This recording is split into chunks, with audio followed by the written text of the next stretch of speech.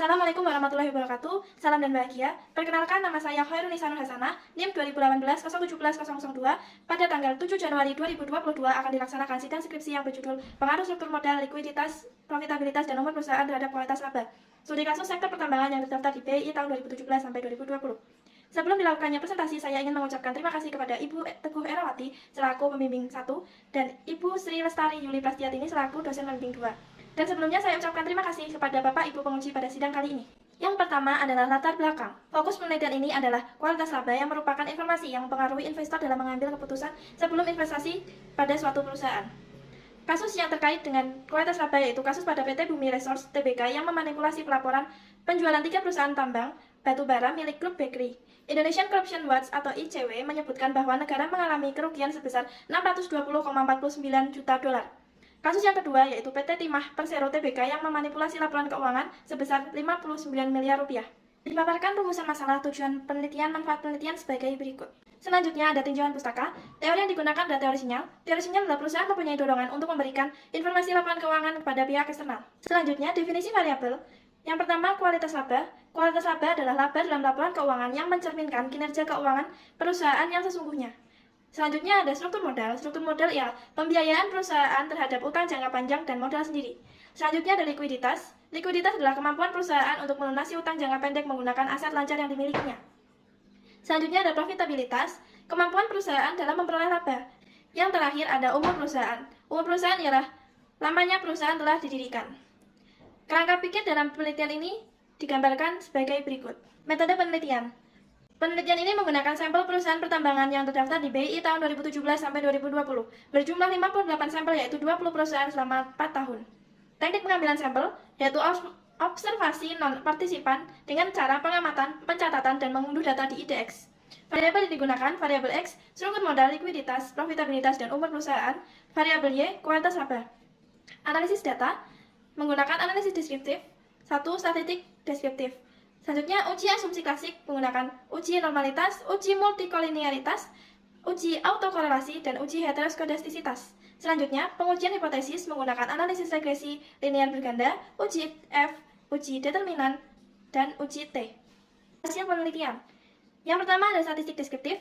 Struktur modal memiliki nilai rata-rata sebesar 0,8829 atau 88,29%, nilai maksimal 1,95, nilai minimal 0,20, dan standar deviasi 0,45744.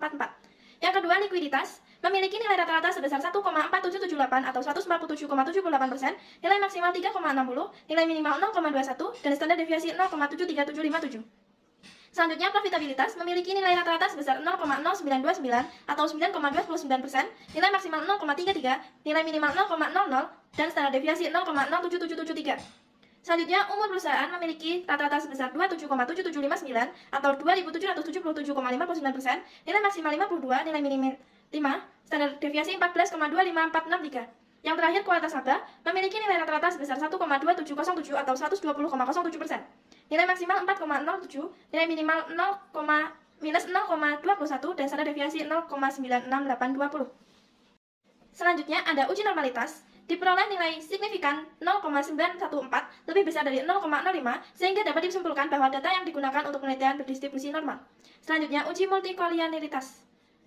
Nilai toleransi masing-masing variabel bebas lebih besar dari 0,10, VIF kurang dari 10, dan dapat disimpulkan bahwa penelitian ini tidak terjadi gejala multikolinearitas. Selanjutnya, uji heteroskodastisitas.